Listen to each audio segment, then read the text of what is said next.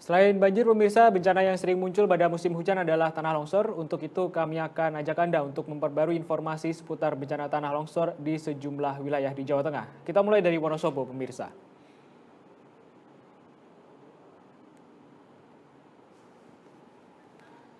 Intensitas hujan yang tinggi membuat jalur utama penghubung Kabupaten Wonosobo, Banjarnegara mengalami longsor dan retak-retak parah. Retakan tanah ini terjadi di Jalan Utama Dieng, tepatnya di kilometer 16 di Desa Tiang, Kecamatan Kejajar, Wonosobo.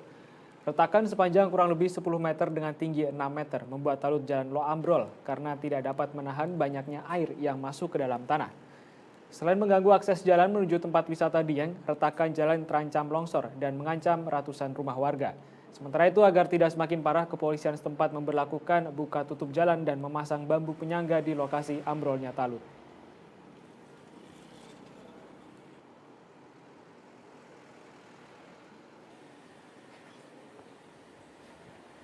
Tidak hanya di Wonosobo, pemirsa, sebanyak 7 rumah di Kelurahan Lempong Sari, Semarang juga terdampak longsor dan akhirnya terpaksa untuk dikosongkan.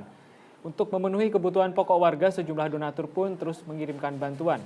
Setelah cuaca bersahabat, Ketua DPRD Kota Semarang, Kadar Lusman, berharap ada penanganan secara permanen, sebab di atas tebing masih terdapat sejumlah rumah yang berdiri. Di Kota Semarang sendiri, ada 27 titik longsor yang terjadi dalam hampir sepekan terakhir ini, di mana sejumlah rumah terdampak dan 2 warga meninggal dunia dari tanah longsor ini.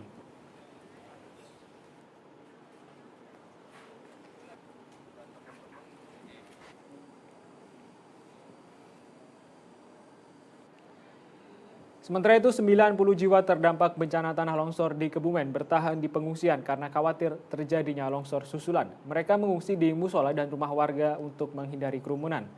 Data dari BPBD Kebumen, pemirsa, tanah longsor yang terjadi pada Selasa malam tersebut mengakibatkan 6 rumah rata dengan tanah, 2 diantaranya sudah tidak berpenghuni, dan 1 rumah rusak ringan serta akses jalan penghubung antar desa tertutup material longsor.